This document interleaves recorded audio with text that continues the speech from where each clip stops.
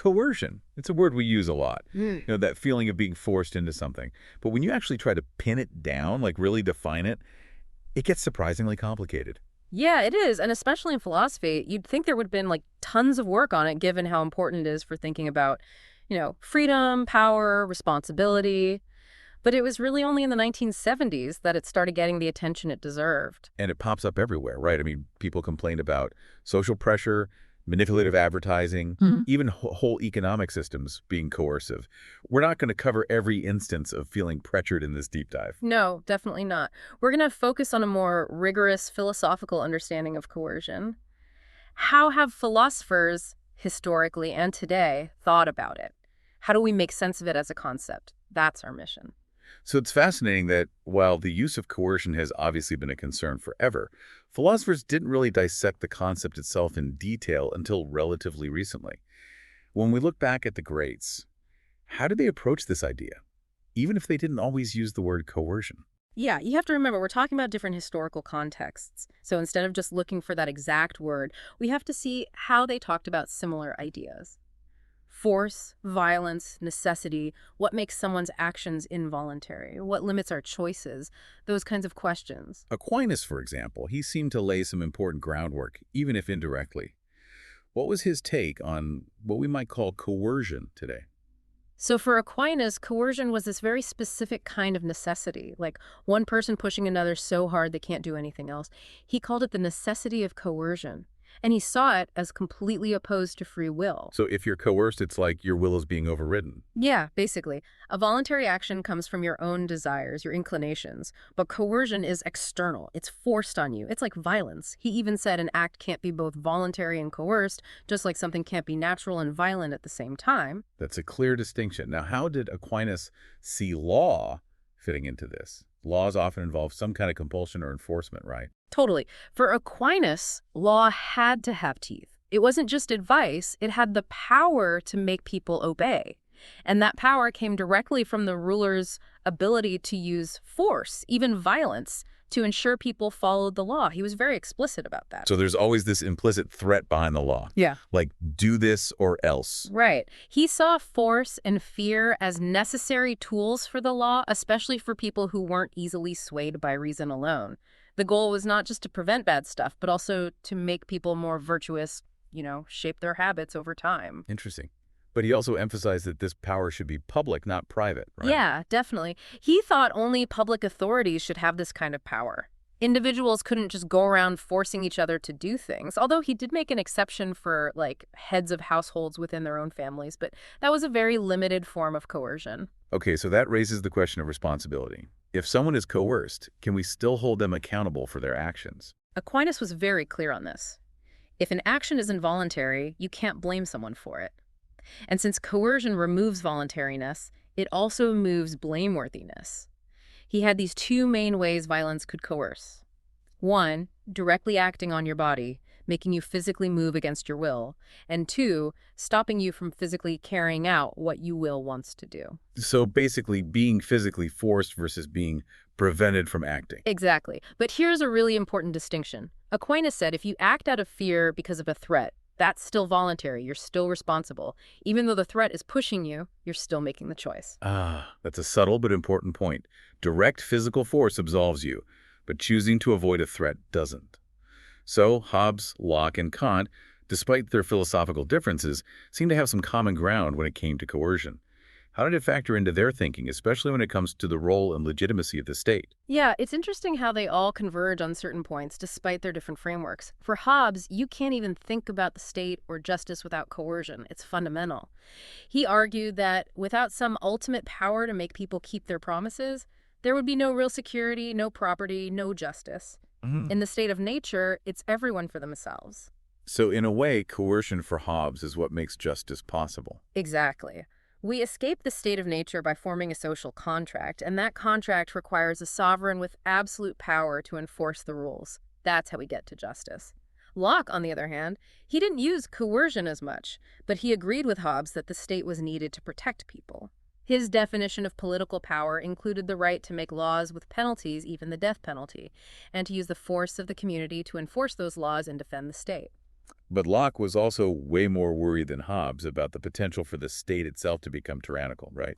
Totally. For Locke, it was all about limitations. People don't give up their basic rights to the state completely. The Lockean proviso, where you can only take property if there's enough and as good left for others, that's like a fundamental limit on state power. And unlike Hobbes, he was big on consent. The people have to agree to be governed for the state to be legitimate. Okay, so both saw coercion as necessary for the state, but Locke was much more concerned about its limits. What about Kant? Where did he land in all this? Kant also thought coercion was essential for guaranteeing everyone's rights.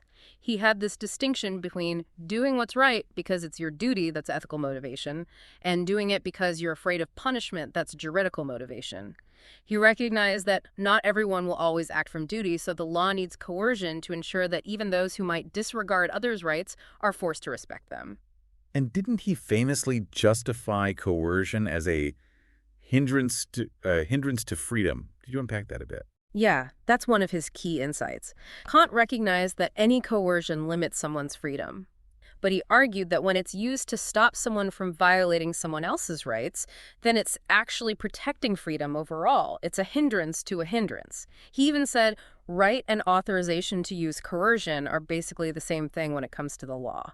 So for Kant, the state's right to coerce is tied to its duty to protect everyone's freedom equally. Exactly.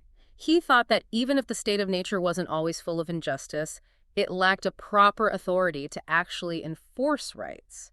So, we need a civil state with the power to coerce, but that power is limited by the need to protect everyone's freedom equally. That gives us a good overview of the traditional view of coercion and its connection to law. But John Stuart Mill really expanded the concept beyond physical force and legal punishment, right? Yeah, he definitely broadened things. Unlike earlier thinkers who focused on the state's use of force, Mill saw that social pressure and norms could be just as coercive. Things like social stigma, ostracism, being denied opportunities, those can all effectively force you to act a certain way, even without physical violence. He talked about the tyranny of the majority and the despotism of custom as these insidious forms of social control. So for Mill, coercion isn't just about physical force. It's about any kind of power that significantly limits your choices. Right. He used examples like the situation of married women back then who had no property rights. Any action they took was, in a sense, coerced because the system gave them no real options. He also talked about child labor, even if it was called a free contract. He saw it as freedom of coercion because the power imbalance was so huge. That's a big shift in perspective. Now, in the 20th century, leading up to Nozick's work in 1969, did things stay broad like Mill, or did the focus go back to the state and physical force? Well, there was a bit of a swing back to the state-centric view, especially among analytic philosophers and legal theorists. It wasn't like Mill was completely forgotten, but the mainstream view emphasized the state's power to use force as the defining feature of coercion. For example, Hans Kelsen, a very influential legal theorist, defined law as a coercive order. It's all about using force to make people do what it prescribes, even if they don't want to. So a return to the state as the main coercer. Yeah, basically. Another philosopher, J.R. Lucas, really stressed the enforcement aspect of rules. Force was something that happened willy-nilly, regardless of your resistance. Coercion was all about force or the threat of force, with imprisonment being the classic example. So by the time Nozick comes along, the dominant view, except for a few outliers like Mill, was very much focused on the state and its power to use force to get its way. Right, and that makes it even clearer why Nozick's 1969 essay was such a game changer. What was so revolutionary about his approach? Nozick really shook things up. He offered a new, super precise way of looking at coercion, and it challenged a lot of assumptions about the whole force-based view. It sparked a debate that's still going strong today. So how did he actually define when one person coerces another? He had this very specific set of conditions. To put it simply, person P coerces person Q. If P wants to stop Q from doing action A, P tells Q that if they do A, there will be a bad consequence. C, Q believes P will actually do C. Q then chooses not to do A, and the main reason Q doesn't do A is to avoid that consequence C. That's a mouthful. So what were the biggest differences between Nozick's view and what came before? Several things. First, he narrowed down coercion to proposals, like threats or offers. Direct force was out. Second, he said coercion only happens if the person actually gives in. If they resist, no coercion. And third, he really focused on the coerced person's experience. It was about their choices, their judgment of the threat, not just what the coercer did. So it's about manipulating someone's choices through communication, and it only counts as coercion if it works. Exactly. It's a strategic interaction.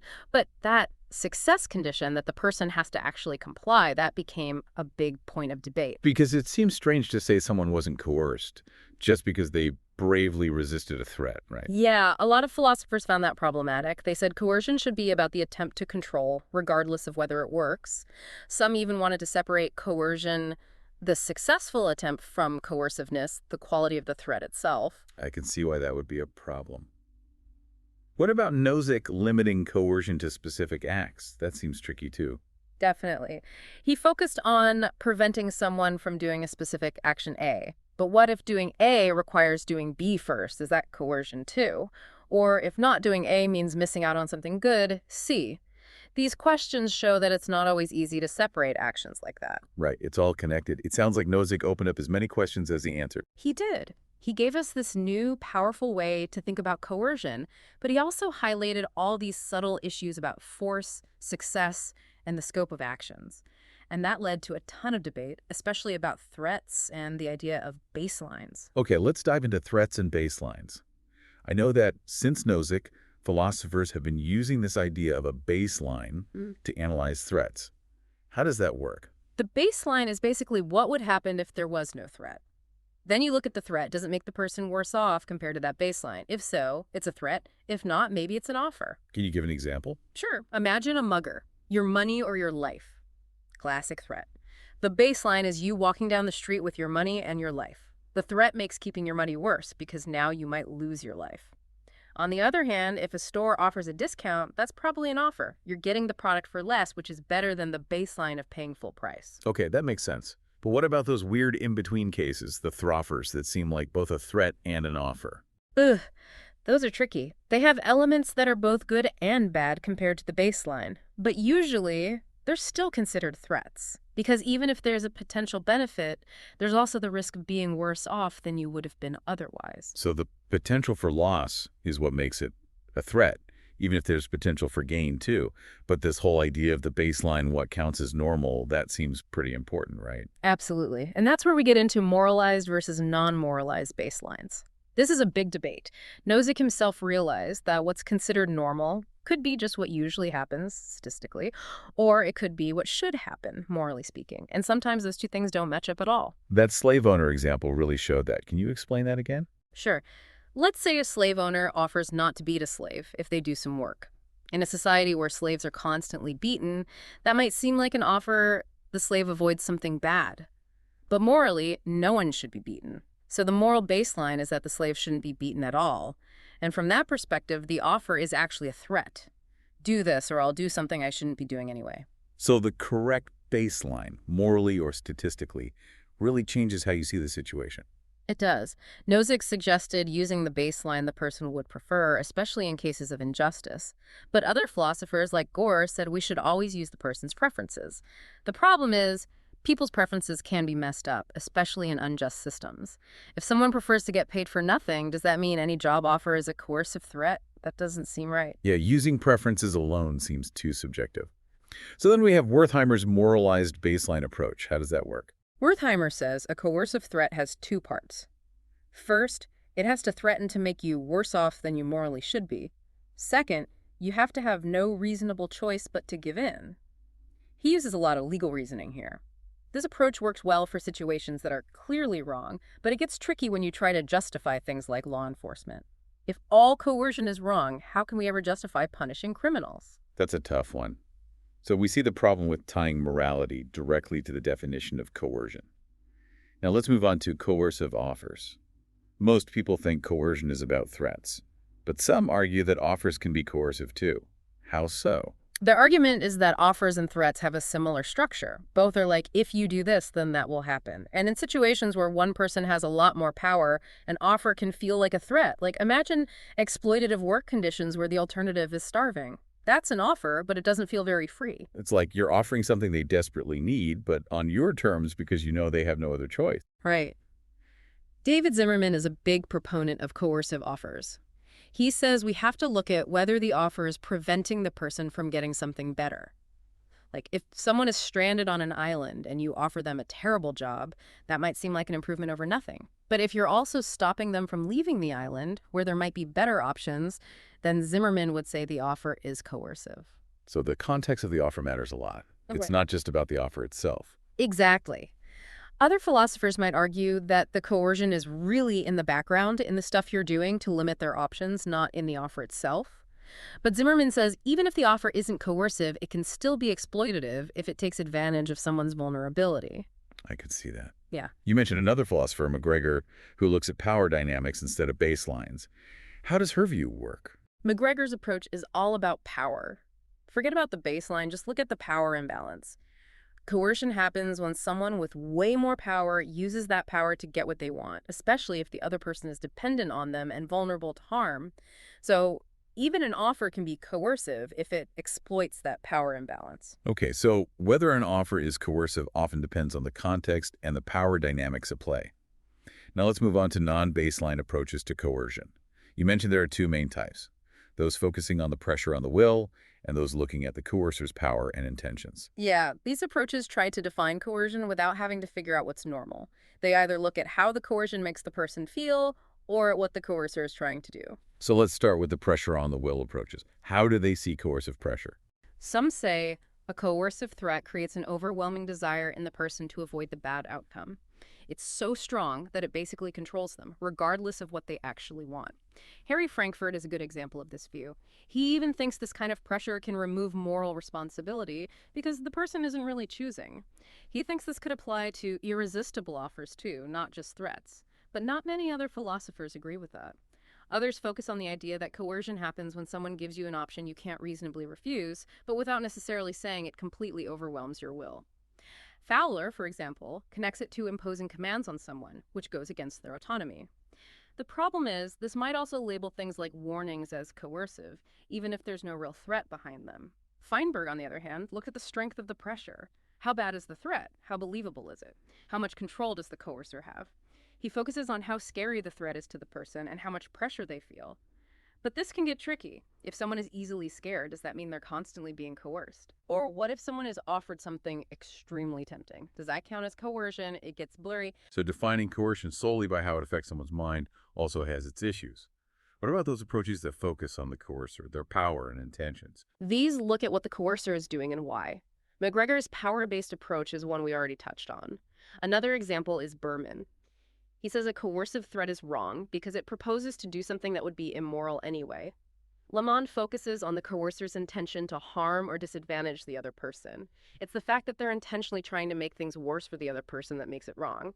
But then you could ask, is any intention to disadvantage someone always wrong? What about competition? Or if you're bluffing and you don't actually intend to follow through on the threat, it's not so straightforward. White has another interesting take. He says coercion is wrong because it forces the other person to be responsible for preventing the threat. Like, if I blackmail you, I'm making you responsible for keeping my secret.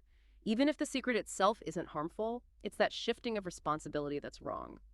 And finally, there's Anderson's enforcement approach. She says coercion is about the ability to enforce your will through force, violence, or threats. It's not about what's going on in the other person's head. This includes direct physical force, unlike Nozick's view. The key for her is that the coercer has more power, and they use that power to get their way. So those are some very different ways of looking at coercion. It seems like each approach has its strengths and weaknesses. Yeah, that's the thing about philosophy. There's rarely one right answer. Each approach helps us understand coercion better, but they also raise new questions. This has been an amazing overview of the theories of coercion. Now let's talk about why this even matters. How does all this philosophy affect how we think about ethics, responsibility, freedom, and even politics and law? These aren't just abstract ideas. They have real-world consequences. The way we define coercion affects how we see right and wrong, how we judge people's actions, what we consider to be free or unfree. It even shapes how we understand the role of the state and the law. Let's start with ethics. We talked a bit about whether coercion is always wrong. What are some of the ethical perspectives on this? There are a few main camps. Some say coercion is inherently bad, maybe because it violates someone's autonomy. Others say it's usually bad, but there might be exceptions if there's a really good reason for it. And then there are those who say it's neither good nor bad in itself. It all depends on the context and how it's used. What about the inheritance view, where the threat is wrong only if the thing being threatened is wrong? That sounds simple, but it runs into problems. Sometimes it seems okay to threaten to do something wrong, like if you're defending yourself. And sometimes threatening something that's not wrong in itself, like blackmail, still feels wrong. Plus, it doesn't really explain why threats are worse than just saying you'll do something bad, regardless of what the other person does. Right, the if you do this, then I'll do that part seems important. Lamont focuses on the coercer's intention. How does that work ethically? Lamont says it's about the coercer deliberately trying to harm the other person. It's that nasty intention that makes it wrong. But this gets complicated too. What if the harm is accidental? Or what if the intention isn't really that bad, like in competition? It's not always clear that trying to disadvantage someone is ethically wrong. And White's point about shifting responsibility is ethically interesting too. Definitely. White says coercion is wrong because it forces the other person to be responsible for the coercer's actions. It's manipulative. Like in blackmail, you're making the victim responsible for keeping your secret. It's an unfair burden. So those are more focused on the relationship between the coercer and the coerced. Yeah. What about broader ethical concerns? There are some who say coercion is bad for the person being coerced, even if their rights aren't technically being violated. It's about their well-being, their sense of self. They say it undermines their autonomy and integrity. Like, if I offer you something you desperately need, but only on my terms, that can damage your sense of self, even if you technically benefit from the deal. That's a really interesting perspective. It's not just about external actions, but about the internal impact. Now, you also said some philosophers don't want to include morality in the definition of coercion itself. Yeah, their point is that coercion is just a tool. It can be used for good or bad. So they want a neutral definition, and then we can judge whether a particular use of coercion is ethical or not. It's like, we need to know what a hammer is before we can say whether it's being used properly or not. That makes sense. Let's move on to responsibility. How does coercion affect whether someone is responsible for their actions? That's a big one, especially for law. This is a super tricky area. There's no easy answer. It depends on the situation, the type of coercion, and the moral context. Traditionally, we have two ways to reduce responsibility: excuse and justification. Excuse is when the person wasn't really in control, like if they were physically forced. Justification is when the action was bad but permissible in that situation, like self-defense. But figuring out when each one applies in cases of coercion is really tough. So when might excuse apply in cases of coercion? It might apply if the person's will was completely broken down, like if they were tortured into doing something, or if they did something bad as an unintended side effect of being coerced. But justification is more common, especially with threats. It's when the person chooses the lesser of two evils because of the threat. So it's like they're still making a choice, but it's a really constrained choice. Exactly. There are some philosophers who try to create moral tests for when it's okay to give in to a threat, but those tests often depend on big moral theories, and it's not clear if any single theory can cover every case. There's also the lesser evil principle, where you choose the option that causes the least harm. But even that isn't always accepted. What about psychological factors? Some say that if the pressure is extreme enough or the reward is tempting enough, the person might not be fully responsible. But that's tough, because non-coercive things like fame or money can also be super tempting. It's not just about how strong the pressure is. And the law often distinguishes between coercion by a person and coercion by circumstances, right? Yeah, that's the difference between being forced by someone and being forced by a situation. And when it's a person, our judgment of the coerced person's responsibility can affect the coercer's behavior too. If we let people off easy, it might encourage more coercion. But if we're too strict, it might make people hesitant to use coercion even when it's justified. What about cases where coercion clearly removes responsibility, like physical restraint? In those cases, it's pretty clear if you physically can't do something, you can't be blamed for not doing it. It's like the saying, ought implies can. But there are also cases where coercion might lead to justification, not just excuse. Can you give an example? Sure. Imagine a bouncer throwing someone out of a club. The person being thrown out might resist, but ultimately they have no choice. That resistance might be justified, even though they technically did something wrong. There's also the idea of coercive control in abusive relationships, where one person systematically dominates the other's choices. That can significantly affect responsibility, too. Wow, that's complex. And finally, there's third-party coercion, where someone is coerced into consenting to something someone else does to them. Yeah, that adds another layer of complexity. Normally, if someone coerces you, your consent to them is invalid. But in these cases, you're consenting to someone else, not the coercer. So there are all sorts of questions. Did the third party know about the coercion? What's best for the coerced person? Is the third party taking advantage? It's a fascinating area. So the relationship between coercion and responsibility is super nuanced. Now let's move on to freedom and voluntariness. Does coercion always limit freedom? It seems like it should, but you said there are some complications. It seems obvious at first. If someone's holding a gun to your head, you're definitely less free. But in broader social contexts, it gets tricky. Laws, for example, limit certain freedoms, but they can also protect other freedoms, like laws against stealing protect our property rights. And contracts limit our future freedom, but they allow us to cooperate and benefit from each other. And the social context seems to matter a lot, like in Carr's example of the coach and the player. Right. Carr says that within certain relationships, like a sports team, directives that might seem like threats in other contexts are just part of the game. The coach can threaten to bench a player, but that's not seen as a big violation of freedom because everyone understands the rules. The tricky part is figuring out which social conventions are okay and which aren't. It's like there are certain constraints we accept as part of participating in a certain activity. Exactly. Ulceretti makes a helpful distinction here. She says there's a difference between acting freely, meaning you have options, and acting voluntarily, meaning you're okay with the choice you're making. Coercion, especially threats, mainly affects voluntariness. It makes you feel forced to choose something, even if you technically have other options. That helps us connect coercion to other situations where we feel pressured, like when we take a bad job because we need the money. So it's not just about the number of options, but about how much control you feel you have. Right. And then there's the idea of freedom as non-domination, which Pettit talks about. This is about being free from arbitrary interference by others. It's not just about having options, but about being able to make those choices without someone else being able to just step in and mess things up. Coercion, especially threats, is a major way people try to dominate each other. Even if they don't actually use force, the threat of it can make you feel like you have to constantly be watching your back, second-guessing your choices. So coercion can create this atmosphere of fear and control, even if no one is actively forcing you to do anything. Exactly. And this connects to the eudaimonistic view, too, where coercion is seen as bad because it subjects your will to someone else's. Even a really good offer can feel coercive if the alternative is unbearable. But does coercion always mean the coercer is dominating the other person? That's a good question. Yeah, because you can threaten someone without being in a position of power over them generally, right? You can, but for coercion to actually work, the threat has to be credible. The person has to believe you'll actually do it. And that usually requires some kind of power imbalance. If you threaten someone who's just as strong as you, they might not take you seriously. Yaffe points out that good coercers are actually very strategic. They figure out the other person's weaknesses and tailor their threats accordingly.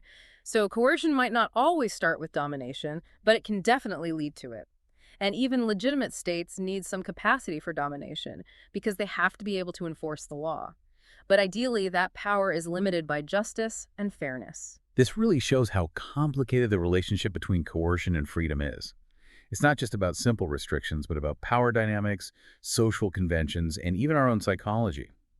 Finally, let's talk about the intersection of political and legal theory with coercion. This seems like a really big one, historically speaking. Absolutely. Western philosophy is full of debates about the state, law, and coercion. It's all about figuring out where political power comes from, what makes it legitimate, and what its limits should be. And coercion is central to all those questions. I know Edmondson questioned whether states are really all that different from other coercive forces in our lives. What's his argument? Edmondson says we're always constrained by something, whether it's nature, social norms, or the state. He thinks state coercion is just one type of constraint among many. He even says some laws might increase freedom by protecting us from each other. And he argues that if all coercion is bad, then it's hard to see why state coercion is any worse than other forms of influence, especially if it's used for good purposes. So he's basically saying that the state isn't special when it comes to coercion. Yeah, that's one way to put it, but others argue that the state is different because it has this deliberate, organized power to coerce that other forces don't have. Even if it's aiming for good, that power needs to be justified carefully. Right, because it's not like the weather, which just happens. It's people making choices about how to use that power. Exactly. Lamond has a more nuanced view.